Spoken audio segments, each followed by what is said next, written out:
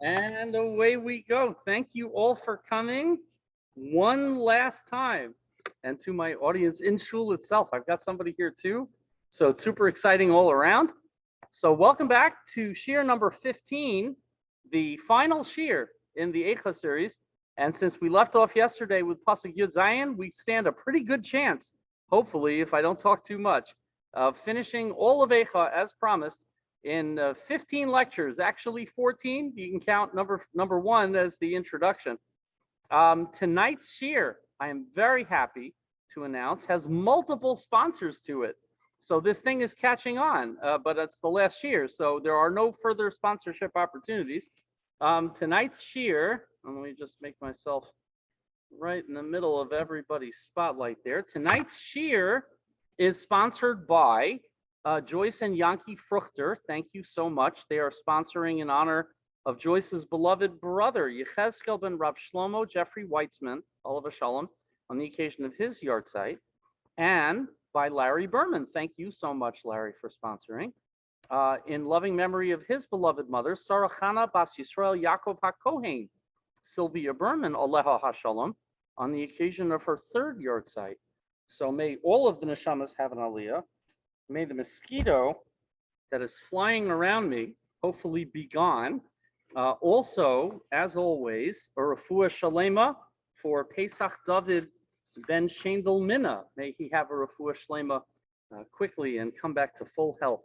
So we left off last night, Pasuk Tes Zayin Yud Zayin, in Perek Hey. We're in the final Perek of Eicha, the sing-along Perek, as I have insisted on calling it, and nobody else does. Where we said, Oy no lanu ki chatanu, we said. So we've reached an epiphany, and it only took us the entire Sefer Eicha to reach, which is maybe, just maybe, some of this is our fault, because we committed all those sins in the Tochacha that we were told not to commit. And then we committed them anyway. And so the punishment, which comes upon us, with all of its misery, with all of the great extended descriptions that we've had all through Sefer Eicha, we have quite a bit to do with. And we said finally yesterday, Al Zed Haya Davel Libenu in Pasuk Yud Zayin. Our heart has become faint because of all of this.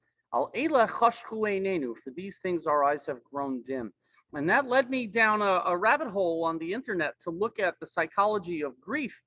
And it led me to a couple of epiphanies of my own, very, very small ones. But on one psychology website, dare I admit that I got this from the internet and from the Google, but it points out grief arises from the loss of one or more deep-seated human needs. So loss of attachment, who am I connected to? Which immediately makes us think of the very first pasuk in Eicha. Eicha yashva badad, ke'almana, she's alone. You're not connected to anyone else. For so much of Sefer Eicha, we have bemoaned the loss of community connection and of anybody to pay attention to us and share our grief with us. Grief shared is a burden lifted, but we lack that. A loss of territory. Where do I belong? What did we say early in Perek Hey? We said that we lost our land, we lost our homes, we lost our national homeland, which, thank God, in our days, we can visit at the drop of $2,199, plus $99 for extra legroom. But for so many millennia, it was out of reach. Loss of structure. What is my role, says the grief website. Well, after all, what is Eicha if not the loss of structure? We saw suffering Kohanim and leaders and all of society on every level. Loss of identity. Who am I? Who am I? Ani hagever. But I am not a person. I am a gever. I am an everyman. I am alone at the beginning of Perek Gimel. Loss of the future. Where am I going? Well, Eicha seems to feel like there is no future, and that's a very hard thing to overcome. Loss of meaning. What is the point? Well, we've been through that many times. And loss of control, I feel overwhelmed.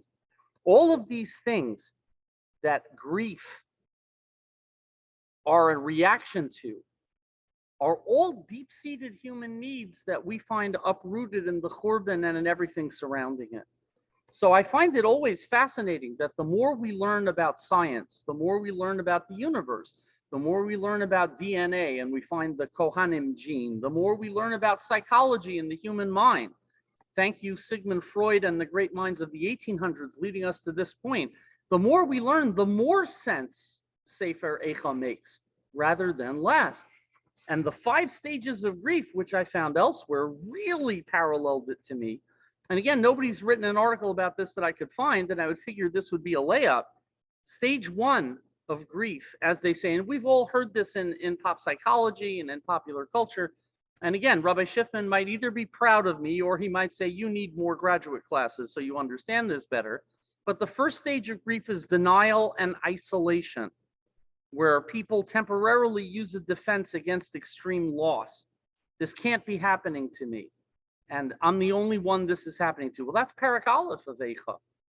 Complete isolation and complete denial that any of this is any of our responsibility.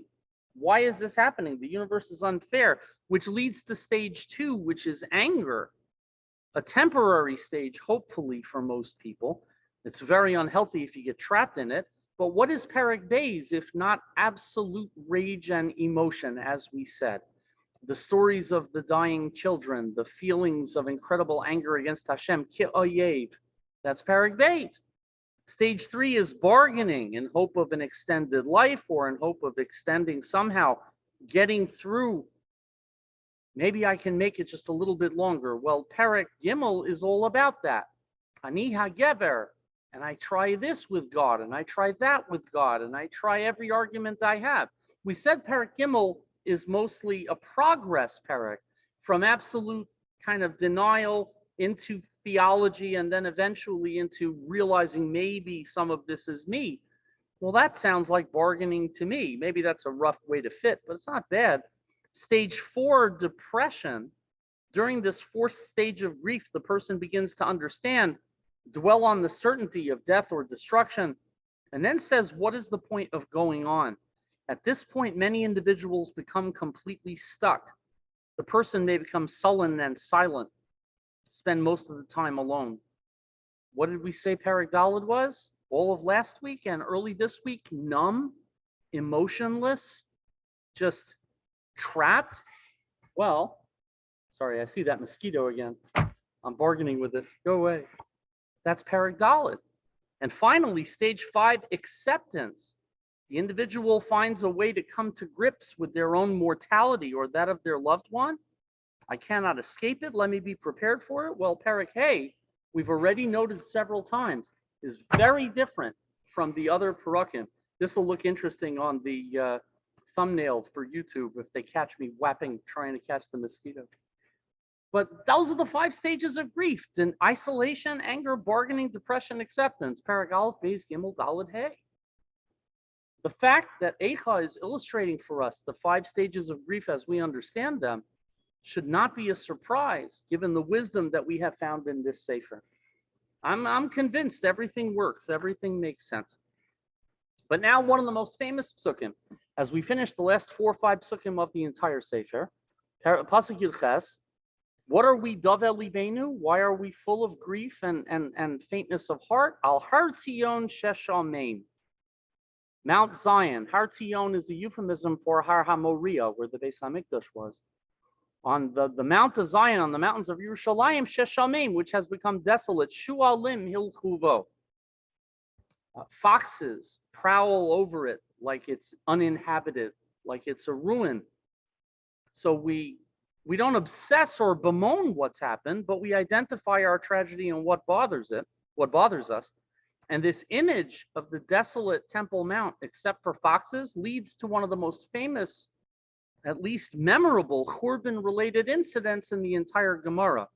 So it certainly makes sense to mention here because this is the pasuk that it's about. The famous story of 4 great Tanoim walking along in Jerusalem some 65 years after the Churban, maybe less than that, 50, 55. Rabbi Gamliel, Rabbi Elazar ben Azariah, Rabbi Hoshua, and Rabbi Akiva were walking along the road. And first, there's one story about how they were walking along the road to Rome, and that really disturbed many of the sages because they hear the Romans feasting and celebrating while our temple lies in ruins. And Rabbi Akiva found a way to interpret the psukim in Tanakh and also the situation by saying, I am laughing because if the wicked who violate his will are rewarded for their few good deeds, then those who follow the will of Hashem, how much more so can we count on the fact that we're going to be compensated for what we do that's good? Shuv pa'amachas, and this is a Gemara in, I believe it's Tainus. I believe it's either Tainus or Makos. I don't remember which one. It's brought down actually in several. But in any case, Shuv pa'amachas hayu olin liYerushalayim. They were going up to Jerusalem. Jerusalem is a hilly area, so one goes up when one heads to Yerushalayim, also in sanctity. Even shehigiu lahar hatzofim, when they got to Mount Scopus, overlooking the site of the Beis Hamikdash, which was still ruins and rubble. So, karu bigdeihem, they did Korea, as we do today when we go to the Kotel, to show mourning for the Beis Hamikdash. Even shehigiu lahar habayis, ra'u shual sheyatza mi beis kodshei hakodshin. Knowing their geography very well, they saw the area where the Kodesh Kodashim was, and they saw a fox emerging from there. His chilu hein bochin. And immediately the three great sages began to weep, began to cry. But Rabbi Akiva mitzachek, but Rabbi Akiva is laughing. Amrulo, they said to Rabbi Akiva, b'pnei ma'ata mitzachek. What are you laughing about? What's so funny? Amar lahem b'pnei ma'atem bochim. So he said to them, what are all of you crying about? Amrulo, makom shekasuv bo.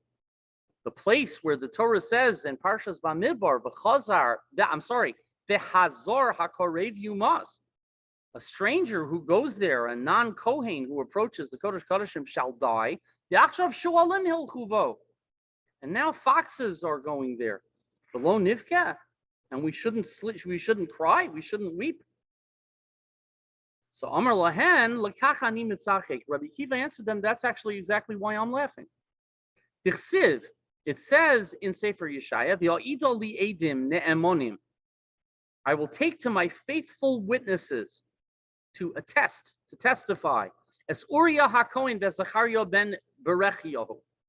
Uriah HaKohen and Zechariah ben Berechiah, who is the later Zechariah. The Chima Inyan Uriah Eitzel Zechariah. Uriah is from one era. He prophesied during the first Beis Hamikdash. Zechariah prophesied at the dawn of the second Beis Hamikdash. Uriah ben Mikdash Rishon, Zechariah ben Mikdash Sheni. Ela Tala Hakasim Wasser Shel Zechariah ben Wasser Shel Uriah. But says Rabbi Akiva, the two prophecies go together. But Uriah ksiv, L'chein biglalchem Tzion Soda Techera. Uriah, it says, for your sake, Tzion will be plowed as a field, Yerushalayim will be rubble, and the Beis Hamikdash, the Temple Mount, will be like a forest. And Bezechariah ksiv, Od Yeshvu Zakenim Uzakenos Birchovos Yerushalayim. Elders, old men, old women, children will be everywhere in the streets of Jerusalem. So the prophecy of Zechariah and the prophecy of Uriah, together with the prophecy of Uriah, comes Bahar Tzion Sheshamim Shualim Hilchuvo. Other versions of this story, as told in the Midrash, mention the pasuk in Eicha. Foxes will run around on the Har Habayis. Ad Shalom Niskayim Nevuasar Shel Uriah, Hayisi Misyar Shalom Tiskayim Nevuasar Shel Zechariah. Rabbi Kiva said, look, the paradise of everybody coming back to Jerusalem can't come true if first the prophecy of foxes on the Har Habayis doesn't come true. I need the prophecy of destruction to come to pass, and only then can the prophecy of rebirth come to pass.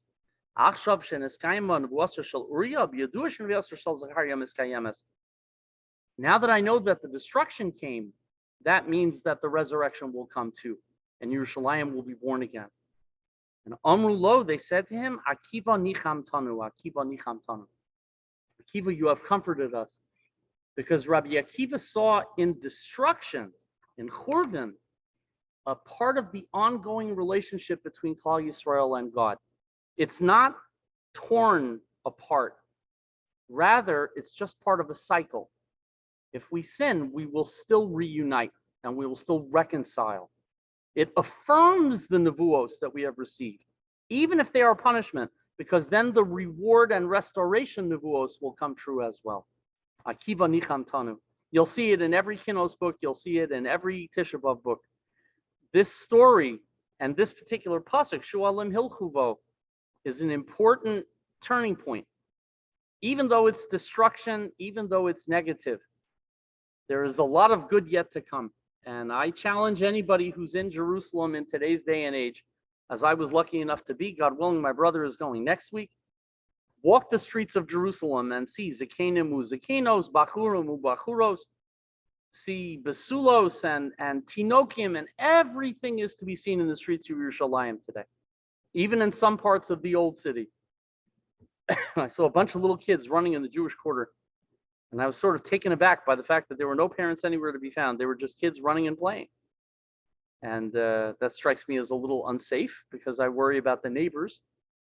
But that's a kind of emunah that we have come to in our generation, thanks to 1948 and 67 and everything that's happened subsequently.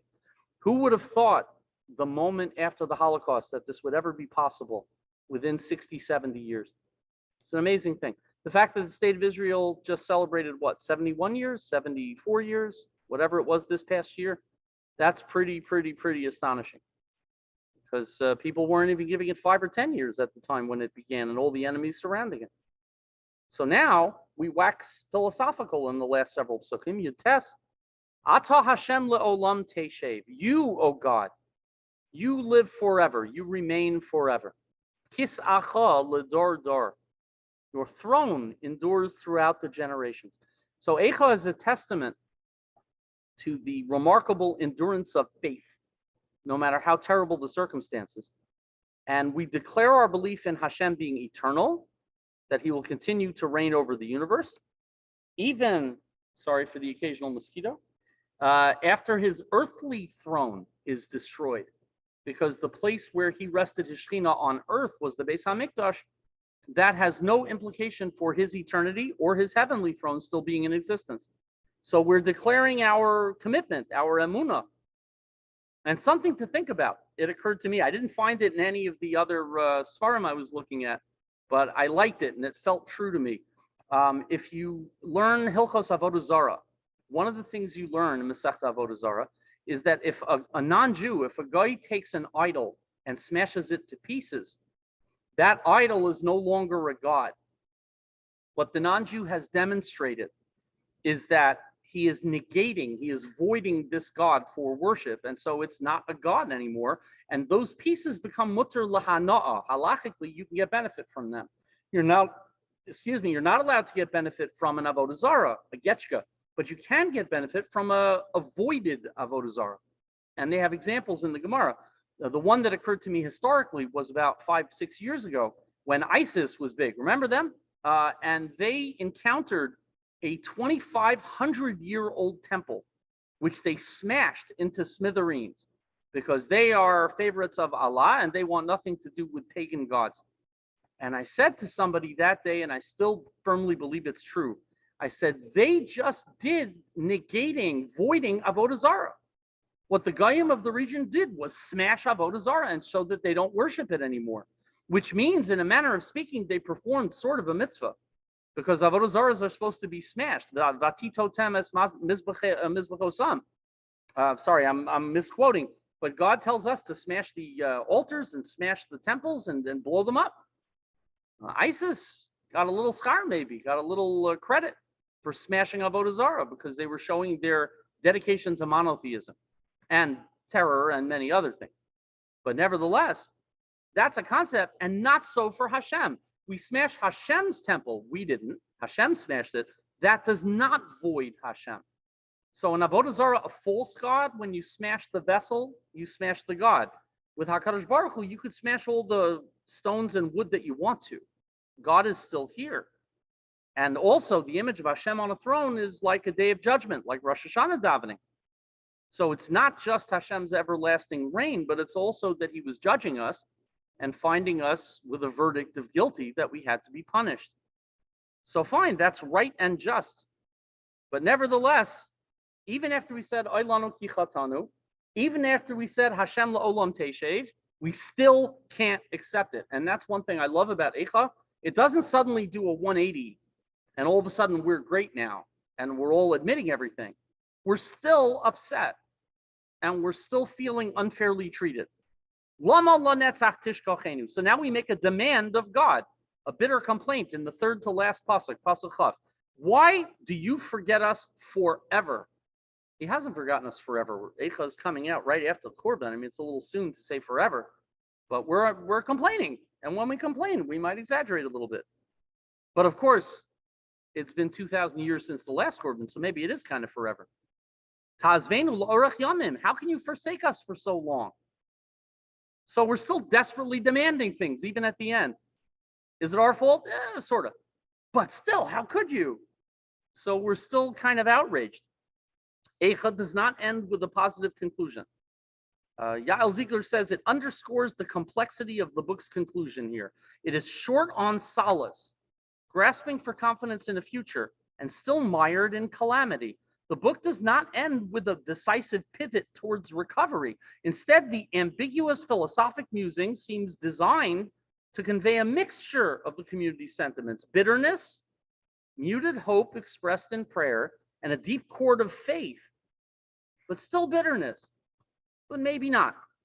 It could be, as Rashi points out, that there's a little more faith than there is bitterness in this pasuk chaf.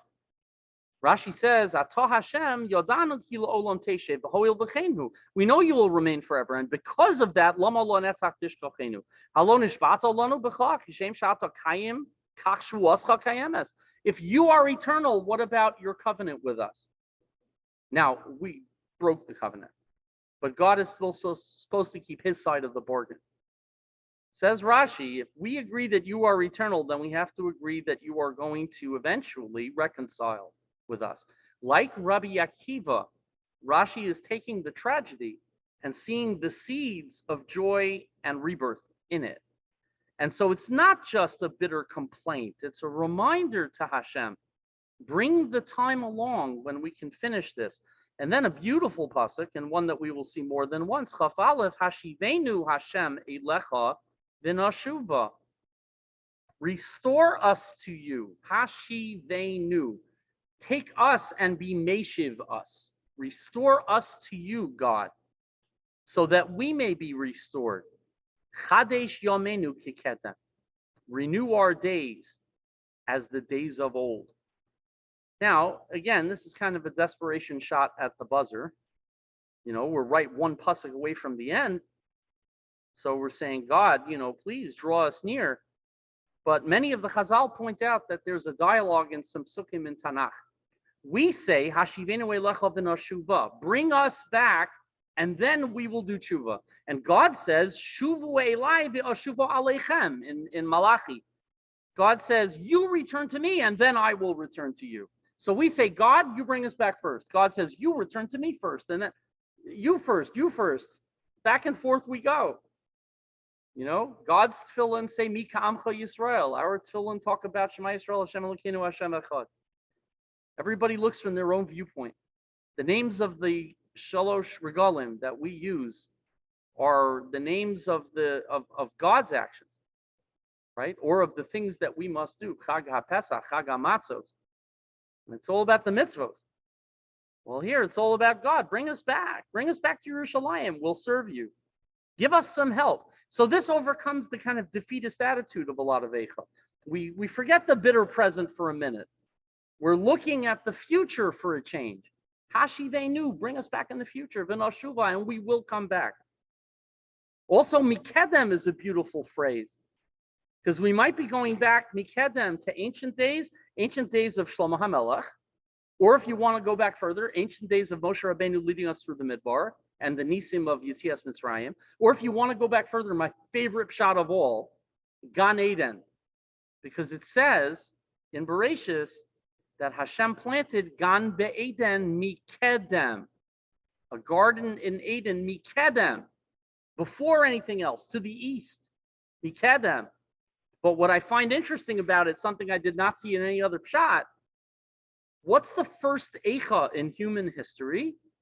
So Rashi tells us When God said to Adam and Chava, after they had eaten from the Eitz Hadas, he said to Adam, Ayeka, spelled Eicha, but Ayeka, where are you? And all of the Mefarshim say that that first Ayeka was an Eicha, a churban of Gan Eden, that we couldn't stay and we had to leave. But if we go back to Gan Eden, Mikedem, we go back before the first Eicha, before Ayeka, back to the beginning when we're living in grace, as the non-Jews like to say. Beautiful pasuk. If we finished Eicha on this pasuk, it's a gorgeous ending. So optimistic. The problem is we don't finish Eicha on that pasuk. There's one more, and it's depressing. Chaveis ki im ma'os me'astanu. Because if you have utterly rejected us, made us mius. I once called the kid a miskite, and I was told under no uncertain terms by my elders, no. Ziskite. Ziskite means sweetness. Miskite means something else. Mius is ugly, disgusting, despicable, rejected. Because if you have rejected us completely, kotzafta olenu ad ma'od, you have been exceedingly angry with us. Kotzaf, raging against us. Ma'os ma'astanu, 2 rejections. First Beis HaMikdash, second Beis HaMikdash. So you rejected us twice. We can't end with the previous puzzle. We have to end with this one, which is depressing and miserable like all the rest of Eicha. Why is that? Because Eicha offers no answers. Eicha offers no happy endings. No, they lived happily ever after, because that's not how the world has progressed. Rather, it ends with, again, a reality where God is distant and angry with us. Ma'os ma'astanu and kotzafta. Rejected, angry, deep sorrow. Unlike the false Nevi'im that we saw in earlier Parakim, Eicha does not try to whitewash the reality. The reality is real human suffering, and it's truthful and it's accessible. And we are in a world of Hester Panim where we feel that God has rejected us. But we can't end that way. And so instead, we say over in public the previous pasuk again. Hashivenu Hashem elecha b'nashuva, chadesh yomenu kikedem. It's unknown exactly when that tradition started, but that's the one we all sing in unison before the Baal Koreh reads it again alone. And it is a restoration of faith, and it is a very positive ending. The Eicha Rabbah said the same thing. The last Medrash in Eicha could have been about this pasuk about being rejected and could have been negative. But instead it says, Reish Lakish said, Ki im ma'os ma'astanu, you rejected us with the 2 Korban Beis HaMikdash. But at the same time, it was only because katzafta alenu, because you were angry with us. If you were angry with us, anger you get past, and it's temporary, and you will forgive us. And so by repeating Hashivenu as a tzibur, we try to ask God the same thing. Bring us back, get over your temporary anger, and let's get through this Tisha B'Av as well as we can. So that is all of Sefer Eicha.